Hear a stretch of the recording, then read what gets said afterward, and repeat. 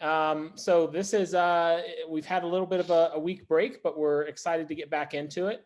And couldn't be more excited to have Ankur Anand from Microsoft join us today. You might remember him from Basecamp, I think, is it 1 year ago, 2 years ago now, Lauren? 1 year ago. It feels like 2 though. It feels like 2. It does. It may feel like 10 before we're done with all of this. So real quick, we'll do 10-minute presentation. We'll dig a little deeper for 10 minutes, and then we'll have 10 minutes at the end for Q&A. Feel free to chat your questions as we go along, and we are recording so we can make it available to the folks who couldn't attend live. So I'll go ahead and kick it over to Ankur to kick us off. Thank you, Eric. And given how my screen is working when I present, I'm not able to see questions. So feel free to interrupt and stop me if there are any questions that you want me to address. Will do. So let me go ahead and share my screen. All right, so welcome to Day of Data by Hacking STEM. So we've been running the Hacking STEM program for a few years, but we recently kicked off this initiative by Hacking STEM and then partnering with NASA. I want to give you a quick overview and refresh your memory about Hacking STEM and give you a quick rundown on what Hacking STEM is, and then walk you through the opportunity that we are working with NASA on, which is called Day of Data. So Hacking STEM started almost 5 years ago now, and the reason it's called Hacking STEM is for 2 reasons. First, it came out of a Microsoft hackathon. For 1 week during the year, usually it's the last week of July, Microsoft as a company shuts down, and we are encouraged to work on our ideas that may or may not be part of our day jobs, and Hacking STEM was that idea. And since it came from a hackathon, it was a hack for good, it's called Hacking STEM. The other reason it's called Hacking STEM is because we're not trying to change what teachers are doing. We're not trying to invent new ways of teaching or designing new curriculum. We are trying to hack current curriculum and add hands-on project-based activities to current curriculum. And the mission from get-go, from day one, has been, how do you prepare students for these jobs of tomorrow, for these jobs that have not been created or invented? And research shows that a majority of future jobs have not been invented yet. What we do know is that if we provide skills, these critical skills to students like problem solving, collaboration, critical thinking, and data analysis, these are the skills that can help students get prepared for these jobs that have not been created. And with that, our ambition has been to modernize STEM education to enable every student on the planet to achieve more. So those 2 keywords, modernize and every student, are really close to our heart. The way we are trying to modernize education, particularly STEM education, is again, not by changing what teachers are doing, but by complementing what they are doing. So for example, if students are learning about earthquakes in their classroom, they still learn about earthquakes, but when they do this the Hacking STEM way, they do this in a hands-on way. So that rather than by listening, they're learning by doing. And by doing that, we're adding 4 21st century technical skills to the current curriculum. And those 4 skills are mechanical engineering, electrical engineering, software engineering, and data science. And Microsoft Excel becomes a tool for data science here. And while we are hacking this current curriculum and adding hands-on activities, we foster inquiry by situating students in real-world problems and performing real-world jobs. So again, if they are studying earthquakes, they still study earthquakes, but now they're building a seismograph. They're performing a real-world job of a seismologist and actually building a seismograph to measure earthquakes. So that's how we're trying to sort of modernize STEM education. The way we are trying to reach every student is by reducing or removing economic barriers. STEM education is getting really expensive, really quick. So our goal from day one has been to use objects that are inexpensive, materials that are affordable, that are available across the world to build STEM projects. So things that are available in your pantry or your grocery store. So students are using these everyday materials, inexpensive materials, to build STEM projects and bring these modern skills to life. This is one of the examples of a Hacking STEM project. It's called building machines that emulate humans. In this project, students are building a robotic hand out of a scrap cardboard box. In this case, what you see on the right-hand side is a robotic hand made out of an Amazon Prime box. And there are some boba straws or milkshake straws that are made to look like fingers. There are some really inexpensive servo motors. So that becomes the physical robotic hand. On the left, you see a sensor glove, which is made out of some cereal box, some scotch tape, some scrap wire, and a velostat and copper tape. The goal here is to bring those engineering skills like mechanical, electrical, software engineering to life. So when students build this sensor glove and they connect this to robotic hand, not only are they able to control the movement of the robotic hand, they're also able to stream real-time data in Excel. So Microsoft Excel has been a tool for analyzing historic data or past data, but our team hacked Excel and we are able to stream real-time data in Excel. So when you move your sensor glove, not only are you moving the robotic hand in the physical world, but you're also getting real-time data in the virtual world in the form of Excel. And here you can analyze data, you can visualize data, and get insights from this data on how your hand interacts with the physical world. So the students are, holding objects of different shapes and sizes and figuring out which fingers or parts of hand come into play while doing certain tasks. In a similar vein, we have created a bunch of workbooks, a bunch of lesson plans to support the engineering process. So the robotic hand workbook is on the top left. On the top middle, we have this shark workbook that we worked with and developed in partnership with BBC Ocean's team. Here, students are building a joystick out of a wooden dowel and some copper tape. And then when they connect it to Excel, they get real-time data, and they're able to move this robotic shark in Excel and learn about pitch, yaw, and roll, and isometric transformations, which are key mathematical concept. On the top right, you see the workbook that we developed with Hot Wheels team, the Mattel Hot Wheels team, where students are able to hack their iconic orange track using, again, cardboard and some stranded wire.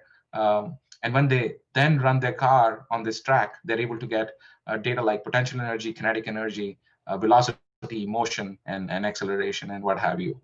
So these Excel workbooks become a tool for analyzing data and bringing data to life. We have a collection of about 25 lesson plans on our website. It's called aka.ms/hackingstem.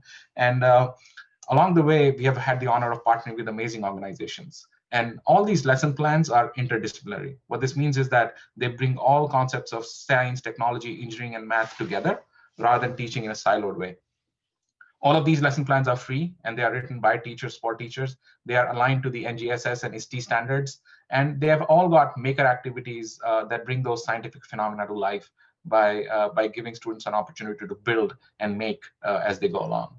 We also provide all customized Excel workbooks that stream data, and shopping lists if you want to bring this into the classroom by purchasing locally. We also have partners like Carolina Biological Supply Company, who are giving these ready plug-and-play kits to bring into the classroom. And along the way, we have had the honor of partnering with amazing organizations like BBC Learning and Hot Wheels and Lego Education. And most recently, we partnered with NASA's STEM on Station team. And with NASA, we developed a series of 8 lesson plans, and they're all Hacking STEM flavored. What this means is they all use objects that are inexpensive, materials that are affordable. And once you build these projects, you're able to stream real-time data in Excel and bring that data science, data literacy concepts into your classroom.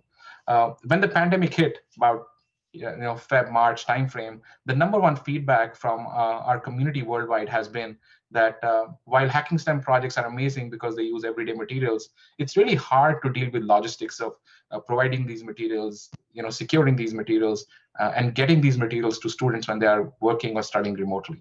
So the request was to design activities that are remote learning enabled that can be done online. And that's how this idea of Day of Data came into being. I'm going to play a 90-second video that provides an overview of Day of Data, and then quickly share what Day of Data is. Eric, can you let me know if the sound is coming through? Data is all around us. When we learn to read data, understand data, and get insights from data, we can solve complex problems and answer tough questions. While sometimes the answers to the problems we are trying to solve are hidden, when we learn how to read data and interpret data, we can spot patterns, and this can help us get insights. Powerful tools like Excel empower us to organize, visualize, and analyze data. We can uncover insights and use them to make smart decisions. Using data helps us achieve amazing things. NASA makes strides in space exploration every day by relying on testing and using experimental data. Each piece of data might seem unimportant on its own, but together they make up the foundation of what drives us to the stars. Experience real NASA data with these free interactive activities to inspire our next generation of space explorers. And don't forget to engage in the activity to send your postcard to space, brought to you by our friends from Club for the Future. Join us in celebrating 20 years of humans living and working aboard the International Space Station. Celebrate your Day of Data today.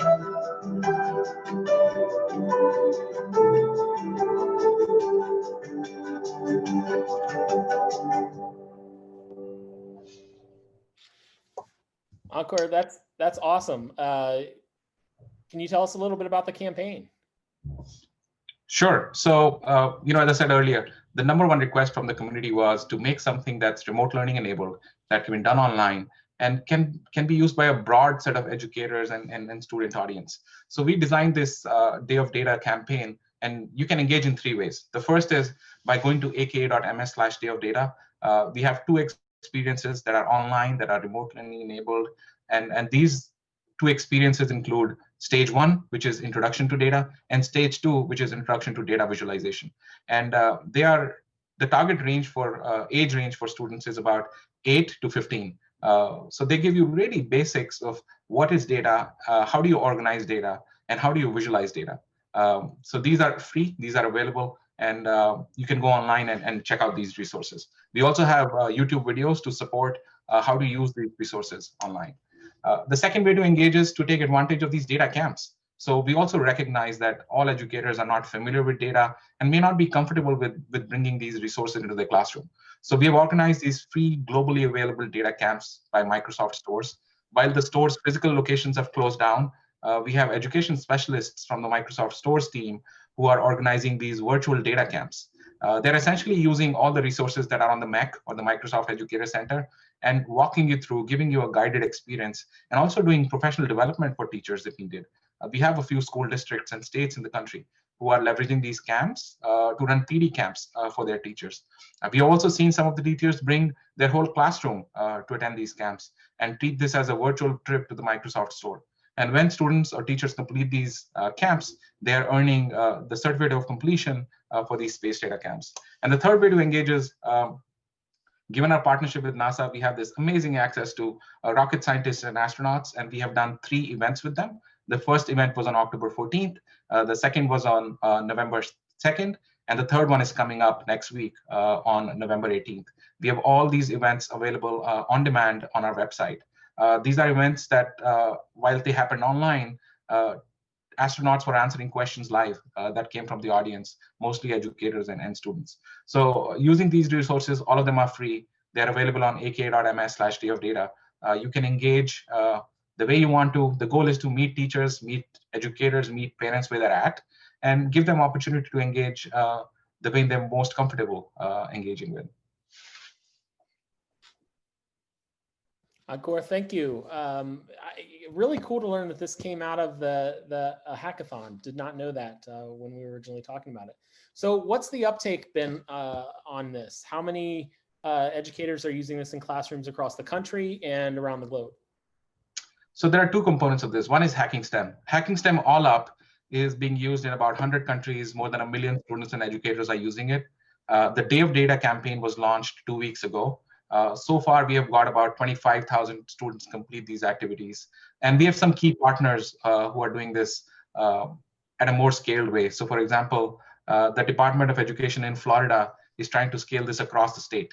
They want every educator. So we have had communication go out from the department to every educator in the state. And then we have key school districts who have been partnering with Hacking STEM in the past.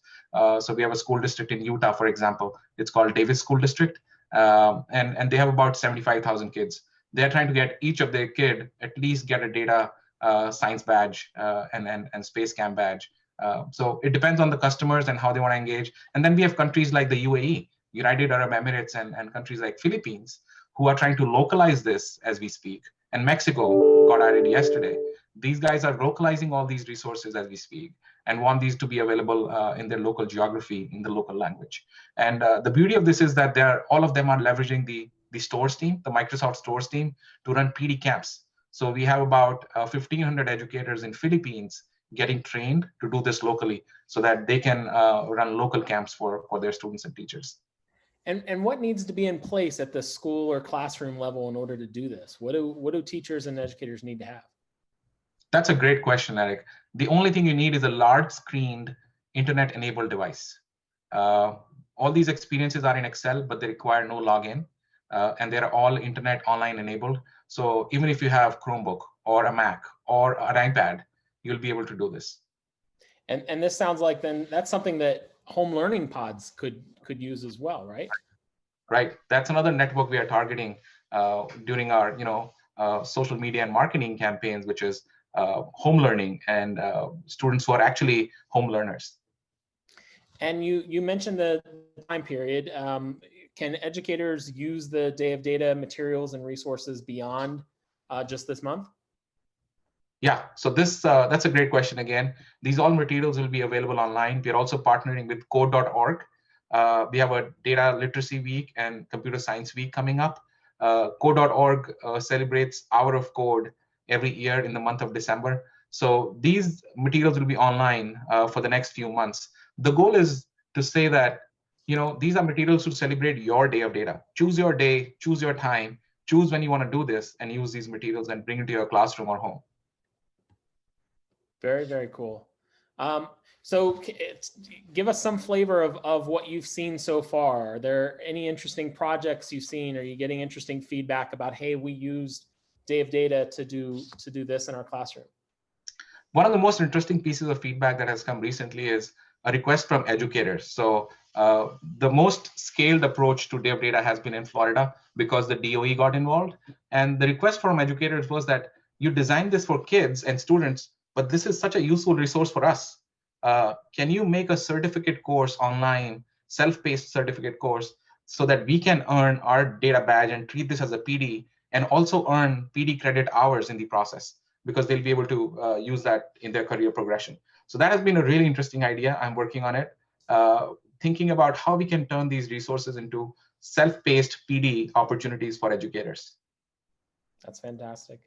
We are in our final segment, so I'll open up questions from the audience. If anybody has a question, feel free.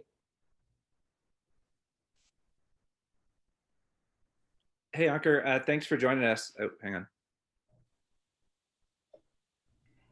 Tim, you were unmuted the first time. See? Yeah. Trying to solve it for all the. Quick question. So how has the Day of Data turned into a month of data, or encompassed in an annual curriculum anywhere? I assume that this is sort of like the giving kids the first taste for free, and then you want to make sure that they pursue it for longer. So what does that look like? Yeah, that's a great question, Tim. The goal for Day of Data was to test and pilot a way to bring data in the classroom in a new and interesting way. And we are thinking of a bigger, longer campaign in the springtime where students are able to dive deep and get more hands-on opportunities to develop their data literacy skills. Day of Data is sort of a passive experience where we have done everything for you. You go online and go through a bunch of exercises. But what we are looking at springtime, which is building on this Day of Data experience, is how can students collect some of their own data? How can they go out in the environment and do something? Count the number of leaves on a flower, collect the number of rocks and see a pattern, and do something in their environment. And being able to analyze their own data is sort of the next step. Ultimately, the goal is to bring and develop this scaffolding for students to be able to start from a basic table, or what is a table, and bring them up to machine learning and AI, because artificial intelligence is the next big thing in EDU. It's the most fancy shining object right now. But most people forget that the roots of AI or artificial intelligence lie in machine learning, and the roots of machine learning lie in data. And at the end of it, everything starts with a good old table. And that's where Day of Data started with. But our goal is to build this whole data science progression and hold the hand of teachers and students and take them through this journey, so that they are at least becoming good users of AI, because data is at the heart of AI. That's fantastic.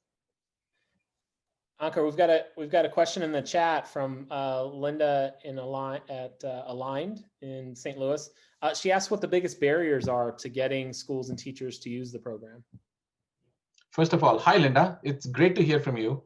I hope the marriage went well. I know Linda's daughter was getting married a few months ago. We chatted. Great question. The biggest barrier for students and teachers is PD, professional development.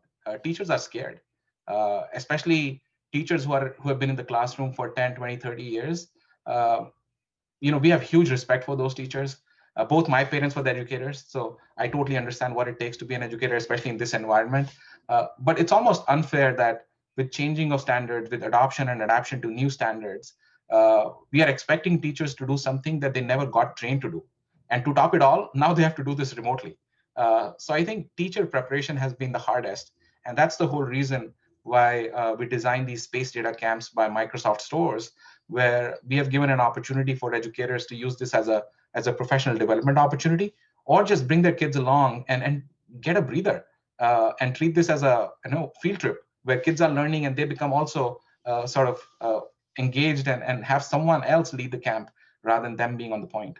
So long answer to your question, but the number one barrier is, again, teacher preparedness, teacher confidence, and competence. That's great. Yeah, Jason.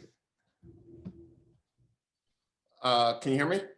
Yep. I can, loud and clear, Jason. Okay, good to see you again, my friend.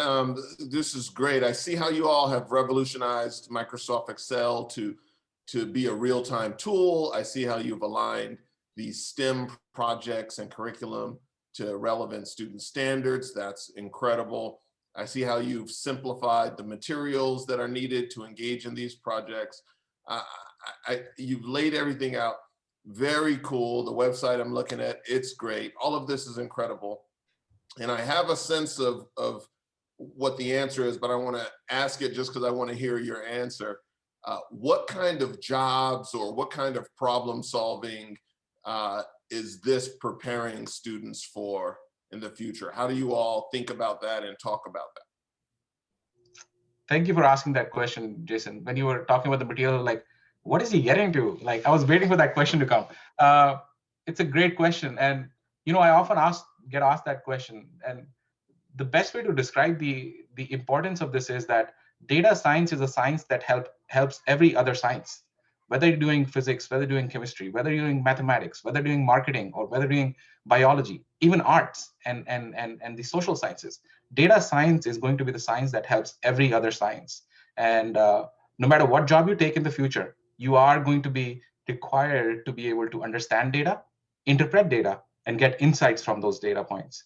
And that's what this aims at. It gives you the fundamentals of what is data, how do you organize data, and how do you visualize data. Because one of the key insights that you get when you go through this whole curriculum is that it's great when you organize the data in a table, but it's amazing the moment you put a picture to that table, which is a chart, because it's suddenly so much easier to understand data and interpret data. So to answer your question, the goal is to give them skills that help them in every other subject, because they'll be using this across the portfolio.